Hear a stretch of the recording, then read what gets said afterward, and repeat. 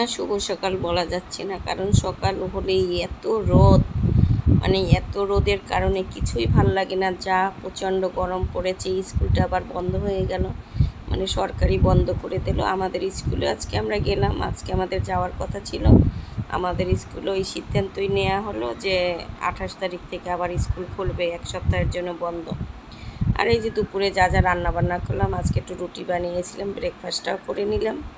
এখন ডালটাও হয়ে গেছে, টমেটো দিয়ে ডাল করলাম, তাই একটু সরিষা ফোড়ন দিলাম, কারণ পেঁয়াজের ডালটা এখন আর ভালো লাগতেছে না। এখন হালকা পাতলা খাবারগুলোই না ভালো লাগে।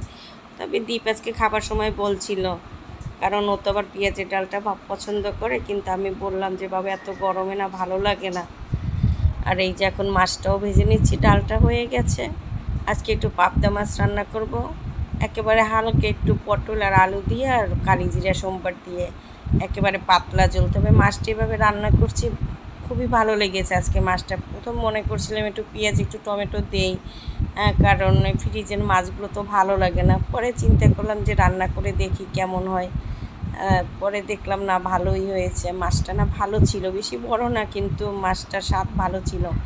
এর আগেও একদিন রান্না করছি, সেদিনও ভালোই লেগেছিল। আর এই যে এখন মাছটা ভেজে নিচ্ছি।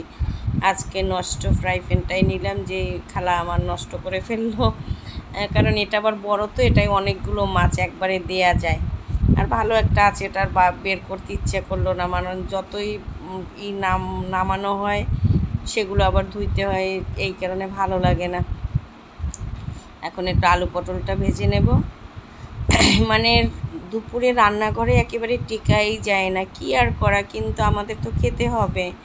কে রান্না করবে? মহিলা মানুষদের যেটা কাজ সেটা করতেই হবে। আসলে ঈশ্বর আমাদের এভাবেই তৈরি করে দিয়েছে। মানে তুমি যত বড়ই চাকরি করো না, যাই করো না কেন, ওই যে হেসেলটা আমাদেরই সামলাতে হয়, এটা চিরাচরিত নিয়ম চলে আসছে। তাই একটু কালিজিরা ফোড়ন দিলাম, আর একটু কাঁচামরিচ দিয়ে এখন একটু হলুদের গুঁড়ো, মরিচের গুঁড়ো, একটু ধনিয়ার গুঁড়ো আর একটু জিরে বাটা দিয়ে দেবো। একেবারে পাতলা ঝোল রান্না করব। আসলে এভাবেই খাওয়াটাই এখন উচিত, এখন বেশি মশলা জাতীয় খাবার না খাওয়াটাই ভালো। এই যে মশলাটা একটু কষিয়ে নিচ্ছি, জলটাও দিয়ে দিলাম, এখন মাছটা দিয়ে দেব। মাছটা না খুবই ভালো লেগেছে, বাবু তো খেলো না। ও ডাঁটার তরকারি রান্না করছিলাম, সেটাই চিংড়ি মাছ দিয়েছিলাম, সেটাই ও খেলো। এই যে এখন একটু পটলগুলোও দিয়ে দিচ্ছি। পটলটা আজকে না খুব ভালো ছিল। আসলে সবজি মাছ এগুলো যদি ভালো জায়গার হয় তাহলে তরকারিটা খেতে কিন্তু ভালোই লাগে। রাঁধুনির তো গুণ আছেই, তারপরও জিনিসগুলোরও মান ভালো হতে হয়। সব সময় একই খাবার, কিন্তু অনেক এক এক সময় রান্নায় এক এক রকম হয়ে যায়। এই যে আমার হয়ে গেল মাছটা, কালারটাও কিন্তু সুন্দর আসছে। এখন একটু ওই যে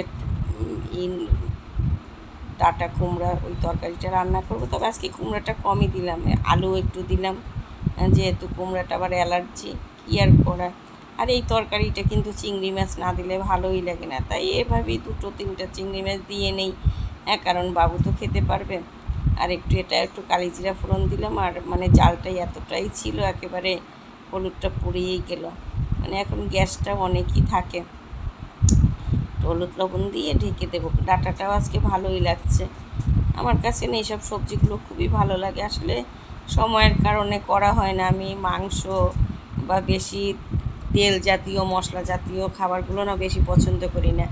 একটু কুমড়োটাও দিলাম, কুমড়োটা একটু পরেই দিলাম, কারণ আলুটা তো একটু শক্ত থাকে আর কুমড়োটা তো এমনিতেই নরম সবজি। তারপরও একটু ঢেকে দিয়েছিলাম, পরে কুমড়োটা একেবারে হয়ে গেছে, বেশি গলে গেছে।